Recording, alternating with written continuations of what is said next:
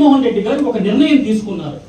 సంక్షేమ కార్యక్రమాలే ఇవ్వాలి, పేద ప్రజలకు ఇవ్వాలి, అర్హత ఉన్న వాళ్ళకి ఇవ్వాలి అనే ఒక ఉద్దేశంతో ఆయన ఒక నిర్ణయం తీసుకొని, చాలా మంది నిర్ణయాలు తీసుకుంటారు కానీ అమలుపరచలేదు. కానీ ఈ దేశంలోనే నా భూతో నా భవిష్యత్ తీసుకున్న నిర్ణయాన్ని అమలుపరిచిన ఏకైక ముఖ్యమంత్రి, మనసున్న ముఖ్యమంత్రి జగన్మోహన్ రెడ్డి గారు. అందులో భాగంగా కార్యకర్తలకి నష్టం జరిగింది, అందులో భాగంగా కొన్ని దగ్గర కార్యకర్తలకి అవమానం కూడా జరిగింది.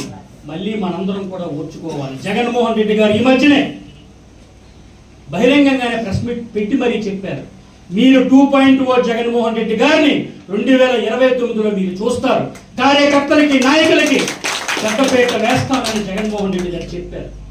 మీకు ఇంకో విషయం కూడా చెప్పాలి, ఈ దేశంలో ఇతర కుటుంబాలకి రాజశేఖర రెడ్డి గారి కుటుంబానికి చాలా తేడా ఉంది. ఏదైనా ఒక మాట ఇస్తే మాట మీద నిలబడిన ఏకైక కుటుంబం ఈ భారతదేశంలో ఏదైనా ఉందంటే అది రాజశేఖర రెడ్డి గారి కుటుంబం.